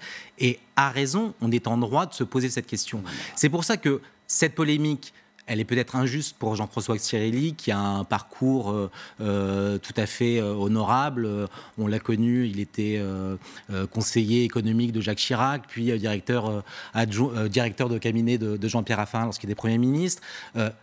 Mais au-delà de tout ça et de ces états de service au service de l'État, aujourd'hui, que de le proposer alors qu'il est le patron de la branche française de BlackRock, sachant que ces polémiques sont bien antérieures et datent depuis maintenant plusieurs semaines, c'est à tout le moins une maladresse du Premier ministre que d'avoir maintenu son nom sur la liste qu'il proposait pour la Légion d'honneur. Maladresse, ça c'est une maladresse, mais c'est une de plus. Je veux dire, il y a une succession de maladresses. Les maladresses s'enchaînent avec les maladresses. Je veux dire, entre les vacances à Marrakech, d'Elisabeth Borne, cette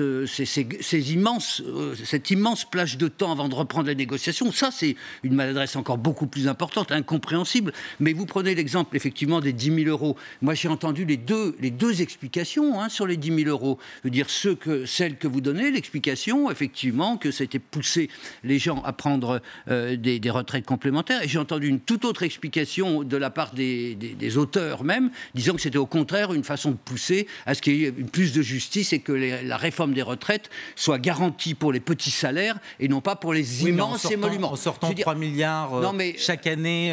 Ce que je veux dire par là, c'est qu'on est dans le flou le plus total. Donc les interprétations qui méritent d'être réfléchies, etc., à chaque fois, elles ne sont pas tranchées et en aucune façon. Et alors quand même, un autre point, en passant, parce que c'est là où on voit encore une fois qu'il y a des symboles, dire comment ce gouvernement ne prend pas en compte que la Légion d'honneur, ils le savent pourtant, c'est toujours de l'ordre du symbolique, quelque chose d'important. Même ça touche à quelque chose d'essentiel, même s'il y a des dizaines, voire des centaines de personnes qui ont reçu la Légion d'honneur et qui n'auraient jamais dû être épinglées de cette sorte. Moi, je pense d'ailleurs qu'il vaut mieux décorer au fond des sauveteurs, des pompiers, des gendarmes, des militaires, etc., plutôt que des grands industriels, même s'ils ont rendu des services. Mais n'empêche qu'on voit qu'il y a tout un tas de symboles auxquels ce gouvernement ne réfléchit pas en fonction de l'histoire de France, auxquels ils sont pourtant très attachés. Or, la Légion d'honneur, depuis Napoléon, on sait qu'il ne faut pas jouer avec. Non, mais là, moi, je souscris absolument à votre analyse, et j'irai même encore plus loin. C'est peut-être même encore plus dérangeant aujourd'hui de promouvoir, parce que, en l'occurrence, Jean-François Cirelli était déjà chevalier de la Légion d'honneur, mais aujourd'hui de l'élever au rang d'officier, alors qu'il n'est plus au service ni de l'État, ni même d'une entreprise française, mais qu'il a, dans une certaine mesure, rejoint une industrie, enfin un groupe américain, et donc bien évidemment quelque chose d'autant plus de dérangeant dans la manière de le promouvoir. Mais ce qui est quand même malgré tout très intéressant, et c'est presque une divine maladresse du gouvernement, c'est que jusqu'à présent, cette polémique autour de ce 43e régime spécial que le gouvernement s'apprêterait à créer avec cette réforme de retraite, ce régime spécial BlackRock, jusqu'à présent, on n'en parlait pas, ou pas suffisamment.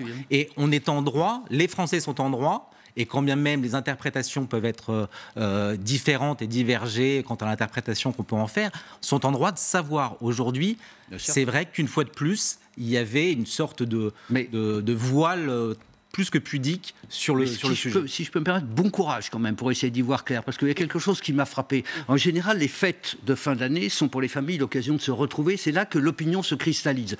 Tous les experts en communication en sont au moins d'accord là-dessus. On a eu des exemples historiques. On a vu par exemple que la victoire d'Emmanuel Macron était sûre le soir de Noël, je veux dire avant même que les sondages la décident, parce que dans les familles... On se dispute autour du repas, voilà, c'est ça, de la c'est là où politique. Et moi, ce qui m'a frappé cette fois-ci, c'est que sur les retraites, je veux dire, dans les réunions de famille, et j'ai pu vérifier non seulement au-delà de mon propre exemple, personne n'était au clair sur ce qui allait advenir de cette réforme et à qui elle profitait vraiment. Donc on est toujours là-dedans, dans ce que j'appelle le brouillard ou le malaise le plus total. Oui, pendant ce temps, le travail de fond sur la réforme des retraites se poursuit, ainsi que les négociations en coulisses.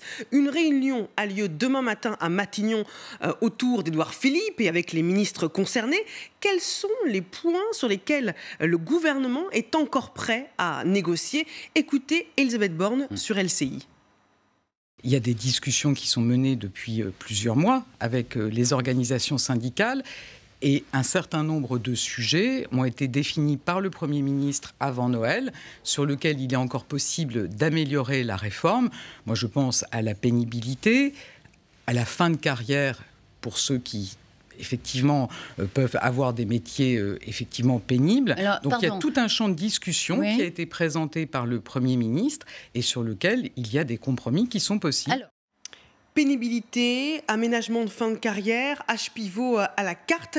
Est-ce qu'il y a une réelle marge de manœuvre, de négociation avec les syndicats, ou n'est-ce que de la poudre de perlimpinpin Raphaël.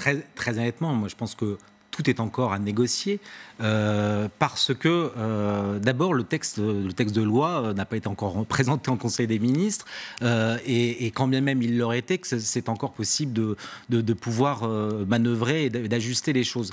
On voit très bien qu'on est encore dans le flou. C'est-à-dire qu'aujourd'hui, ce qu'essaye de préserver, me semble-t-il, Emmanuel Macron, c'est sa capacité à pouvoir transformer la France et à conserver ses habits de réformateur. Ça se fera peut-être au prix d'une réforme qui aura été très largement amoindrie dans ses ambitions, tout en maintenant tout un langage qui se voudra celui d'un rénovateur. C'est-à-dire que le système de retraite par points, je ne sais pas si elle est juste ou injuste, ça dépend ce qu'on y met derrière. Mais voilà, je pense qu'aujourd'hui, ce qui joue, dans le capital politique que joue notamment Emmanuel Macron, c'est ses habits de réformateur. Et quand bien même, il y laissera l'essentiel de la retraite. Et d'une certaine manière, c'est déjà ce qui se produit. Puisque on est passé, on voit tous les accommodements qui ont été faits avec les régimes spéciaux. Pour partie, certains ont obtenu gain de cause. Et donc,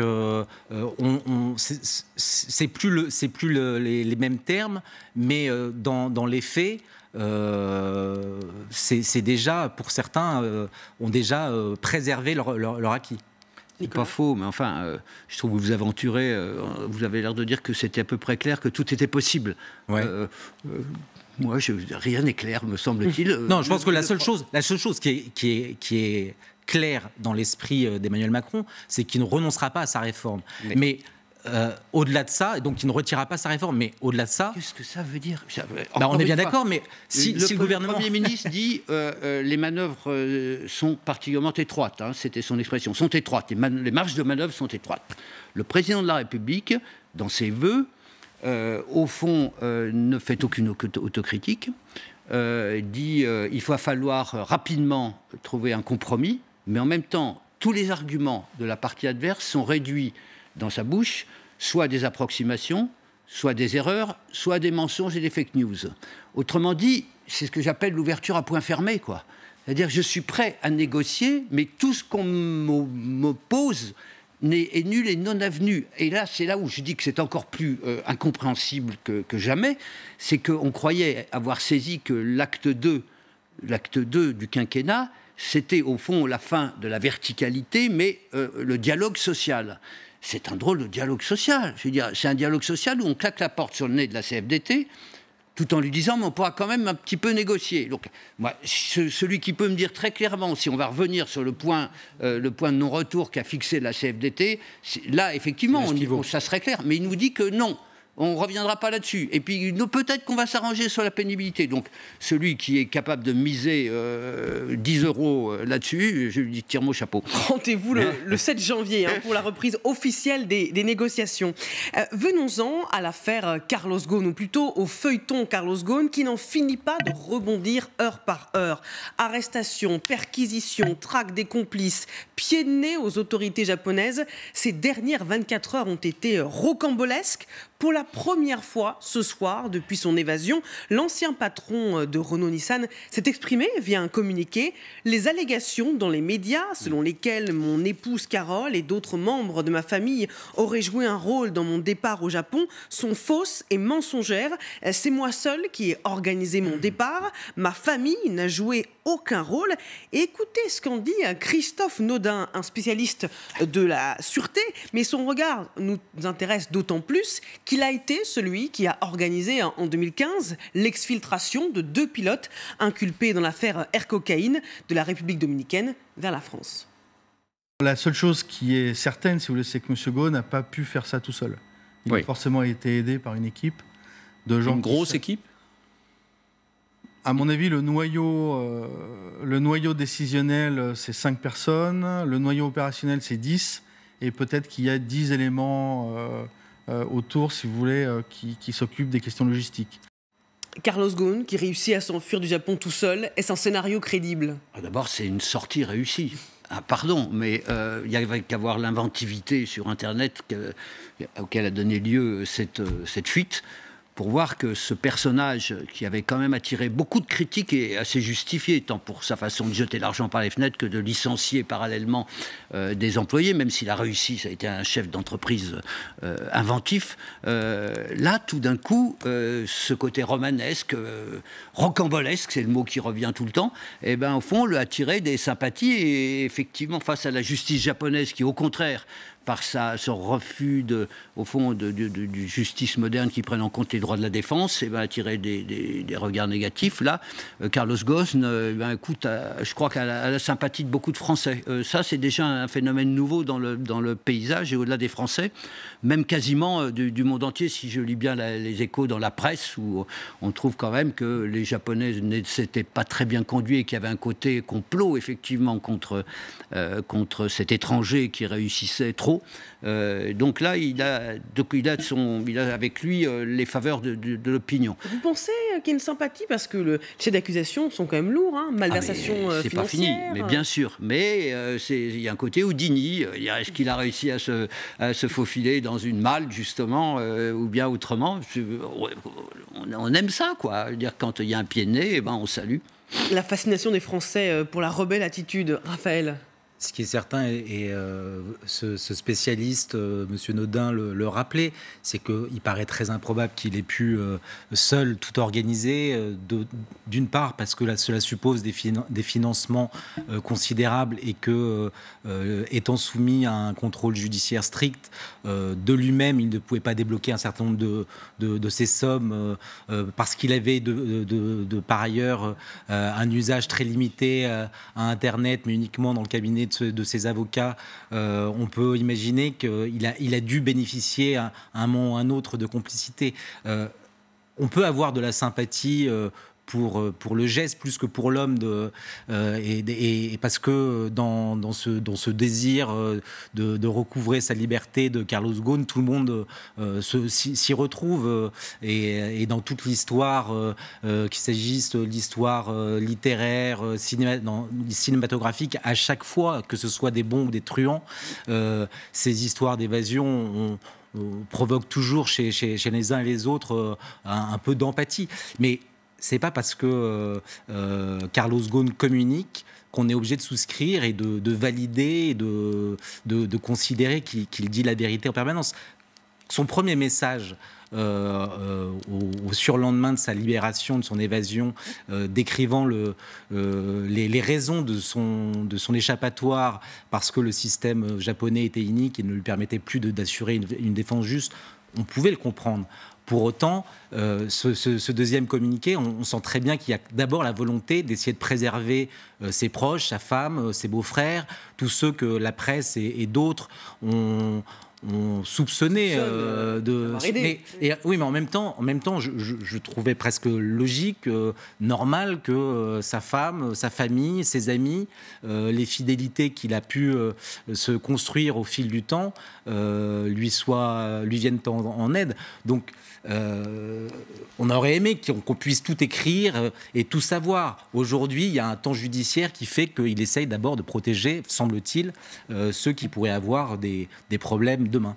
Vous parlez de communication de Carlos Ghosn, c'est un document LCI TF1, cette photo qui a été prise le soir du 31 décembre, où l'on voit Carlos Ghosn avec sa femme, ses enfants qui sont floutés, réveillonnés. Est-ce un pied de nez aux autorités japonaises? Est-ce que c'est une provocation? Non, je ne dirais pas jusqu'à un pied de nez, c'est une façon de montrer que au fond, il aspirait à une vie normale et non pas à celle d'un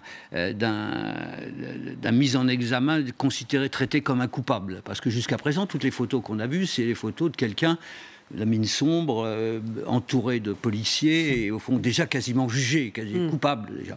Là, c'est une photo de normalité festive, si tant est que ça puisse exister quand d'autres ne participent pas de ces fêtes-là. Mais en tout cas, il est là dans une autre, et on va en voir d'autres, je pense, des photos en famille, des photos montrant qu'il a retrouvé une vie à peu près apaisée.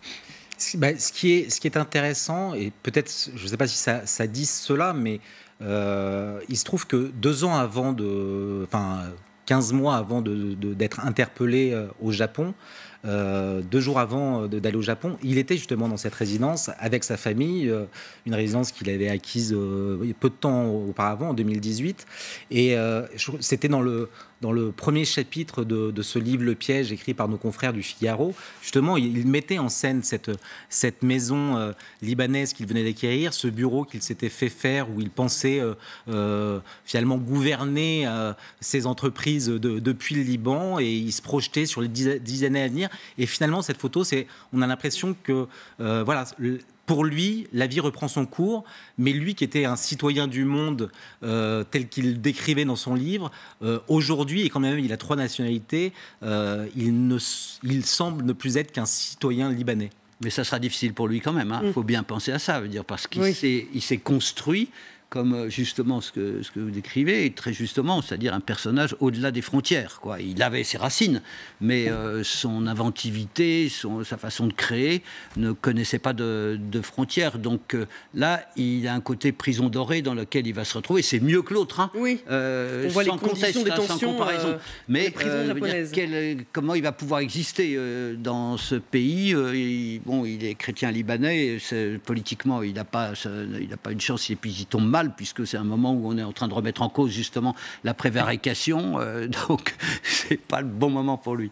Mais l'affaire, elle n'est pas finie, hein. Allez-y, Raphaël. Peut-être, non, mais ce qui est intéressant aussi, c'est que lui, justement, qui se définissait comme un citoyen du monde, un nomade, finalement, où il était un petit peu partout chez lui, va peut-être redécouvrir l'enracinement, se redécouvrir des racines profondes, ou en tout cas va être dans l'obligation d'en recréer. L'affaire, elle n'est pas finie, je le disais, hein, parce que les complices de Carlos Ghosn sont traqués. L'enquête s'accélère au Japon et en Turquie afin d'identifier l'équipe qui a pu réussir à le faire évader. Perquisition au domicile tokyoïte de Carlos Ghosn, arrestation en Turquie où il a fait escale via Istanbul. Beyrouth a reçu une notice rouge d'Interpol lui demandant d'interpeller Carlos Ghosn.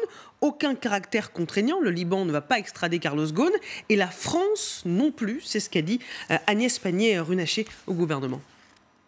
Si M. Ghosn venait en France, nous n'extradirons pas M. Ghosn parce que la France n'extradie jamais ses nationaux. Donc nous appliquons à M. Ghosn, comme à M. Tout-le-Monde, les mêmes règles du jeu. Et ça ne nous empêche pas de penser que M. Ghosn n'a pas à se soustraire à la justice japonaise. Simplement, c'est les mêmes droits pour tout le monde. La nationalité française protège et protectrice de ses ressortissants. Elle est d'ailleurs, de ce point de vue-là, assez valorisée par rapport à d'autres nationalités. Ça ne nous empêche pas d'être bien embrouscaillés. Hein. Oui, c'est-à-dire c'est un cas de figure embarrassant pour le gouvernement. Hein, mais ce que ne dit pas Agnès Runacher, c'est que s'il devait poser ses pieds en France, il n'est pas certain qu'il ait le même traitement qu'au Liban. C'est-à-dire que dans la mesure où un volet de... Il y a une enquête qui a été ouverte en France depuis novembre dernier dans le cadre du financement de son mariage et de la réception au château de Versailles. Oui. Donc il est probable qu'il soit à tout le moins déjà interrogé et peut-être qu'il passe par la case prison en préventive. Après, effectivement, la France ne livre pas ses ressortissants au pays qui le demanderait. Et donc, d'une certaine mesure, il n'y a pas de risque pour lui de retourner, d'être extradé au Japon s'il devait revenir en France. Mais c'est pour ça que je disais tout à l'heure qu'il est très vraisemblable qu'il soit contraint et forcé de rester au Liban où, certes, des affaires, il pourrait être inquiété pour d'autres choses, mais il est certainement mieux au Liban que partout ailleurs. En tout cas, j'attends avec impatience les commentaires de votre correspondant parce que... Benoît Cristal, les Japonais ont perdu la face quand même dans cette histoire. Ils ont été bernés comme des amateurs, quoi, eux qui prétendaient à vraiment une rigueur sans faille. Là, il faut qu'ils fassent quelque chose, mais qu'est-ce qu'ils peuvent faire? On a vu que pour l'instant, ce qu'ils peuvent faire ou rien, c'est pareil, hein, parce que l'Interpol, etc., ça n'a qu'une valeur indicative, enfin, ça empêche... Non contraignante. Non contraignante, merci. Voilà, donc il va bien falloir qu'ils essayent d'autres... Est-ce qu'ils vont envoyer un commando pour exfiltrer du Liban? Je pense pas. Parce qu'au Japon, c'est impensable de ne pas respecter les règles. Dans les prisons au Japon, les gardes ne sont pas armés. C'est une mentalité très différente. Qu'ils ont été aussi saisis par ce cas de figure. C'est la question qui est sous-jacente, c'est la question de l'honneur et de la parole donnée. Et effectivement, pour nous, on voit ça avec un œil peut-être un peu romantique en se disant il a tout fait pour recouvrer sa liberté. Mais ce qui est en jeu au Japon, c'est la parole donnée, c'est l'honneur. Et c'est sûr que lui qui aimait éperdument ce pays, cette civilisation, il s'est déshonoré aux yeux des Japonais. Qui doit trembler à quelques jours de sa conférence de presse, mercredi prochain? Carlos Ghosn promet des révélations, alors pas sur les coulisses de son évasion, je pense, mais peut-être sur le complot éventuel dont il aurait été victime. Moi, je crois qu'il y a je crois qu'il y a des données de politique économique qui nous échappent pour l'instant et qui seraient intéressants de connaître. Et j'ai une pensée aussi pour son bras droit qui se trouve, lui, toujours là-bas, et qui ne s'est pas enfui et qui va seul payer l'addition, semble-t-il. Donc là, il y a bien quand même des choses qui vont être dites et qui posent problème. C'est pour ça qu'on a le gouvernement aussi français est très gêné, qui pose question sur l'avenir du groupe Renault-Nissan, comment tout ça va pouvoir se gérer dorénavant. Ça va être encore plus difficile que ça l'est maintenant. Et ce qui est bien justement, c'est de relever aussi le fait que le bras droit de Carlos Ghosn est toujours détenu au Japon.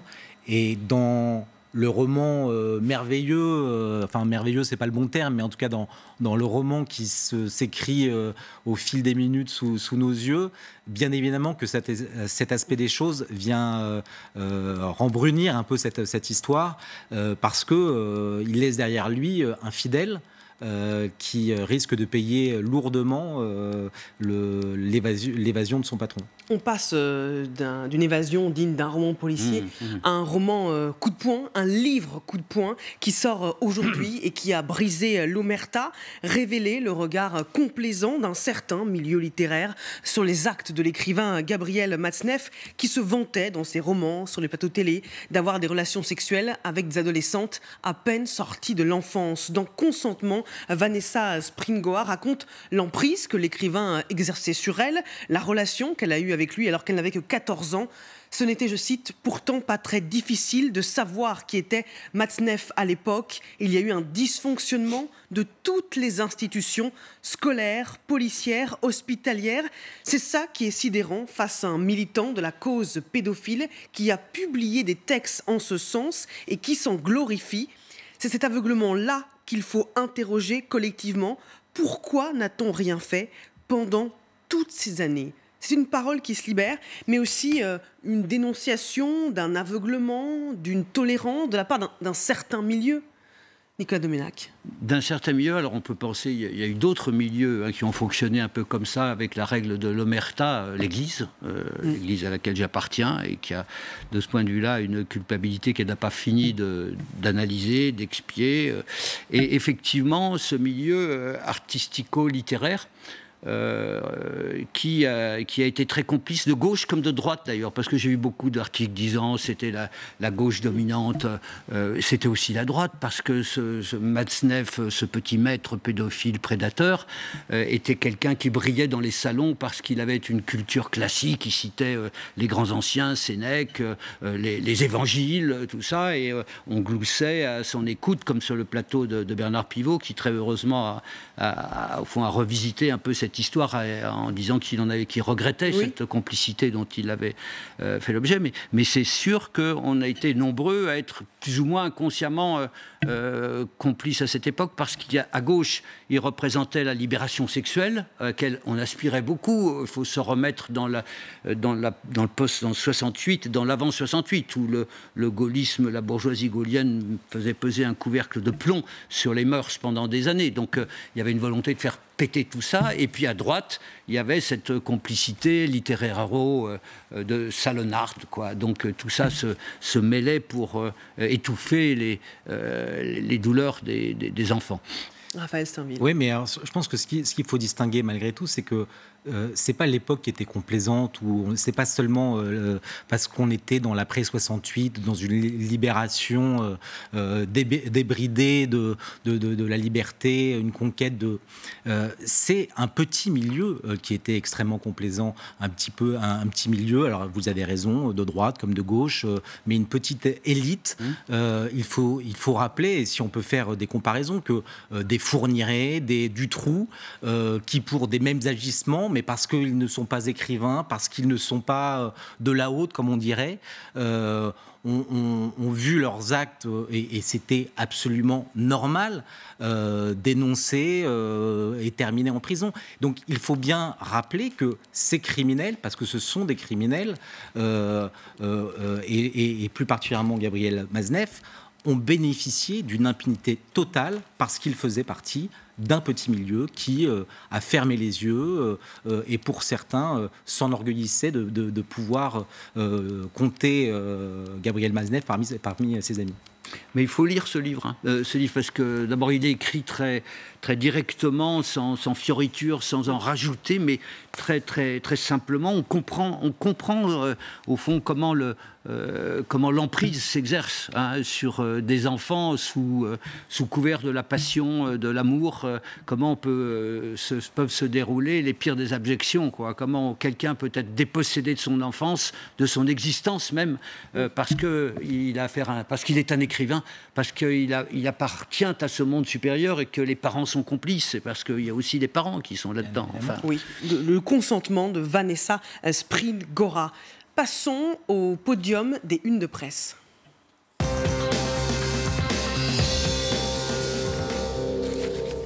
Guillaume, la troisième place, c'est pour le Parisien aujourd'hui en France. Oui, une bonne nouvelle, la fréquentation des salles de cinéma en France en 2019. Pourquoi les Français restent fidèles au cinéma, titre Le Parisien. Et aujourd'hui en France, en 2019, les salles de l'Hexagone ont enregistré 213 millions d'entrées, soit le deuxième meilleur score des 50 dernières années, nous dit Le Parisien, et ce malgré évidemment la concurrence des plateformes de streaming comme Netflix par exemple, et un succès qui est dû principalement au succès des films américains. Et aussi français. Moi, j'irais voir Play avec Max Boublil, une comédie sur la nostalgie des années 80-90. Deuxième place pour La Croix. Pour La Croix, tout autre sujet à Hong Kong, l'impossible réconciliation, titre La Croix. L'imposante mobilisation des Hongkongais le 1er janvier témoigne de la profonde colère provoquée au fil des mois par les exactions de la police. Ça fait 7 mois maintenant qu'il y a des manifestations. Des dizaines de milliers de personnes ont défilé le 1er janvier. 400 ont été arrêtés. Des manifestants à Hong Kong qui demandent plus de démocratie. En une du podium, Libération, qui nous ravit de ses trouvailles, de ses jeux de mots. Je crois que ça va se passer de commentaires. Cette très belle une de Libération et ce jeu de mots mystère et boule de Gaune à l'aide d'un 4e passeport dans un étui de contrebasse avec les complicités de sa famille ou de professionnels de l'évasion. Les hypothèses sur l'évasion de l'ex-patron sont décortiquées dans le journal de demain. En fait, c'est eux le podium, le roi des titres de Libération. Merci Guillaume, merci Nicolas Domenech, merci Nicolas Domenech, je vais y arriver, Raphaël Steinville. Tout de suite, le journal de minuit présenté par Guillaume Périlou. Très bonne soirée.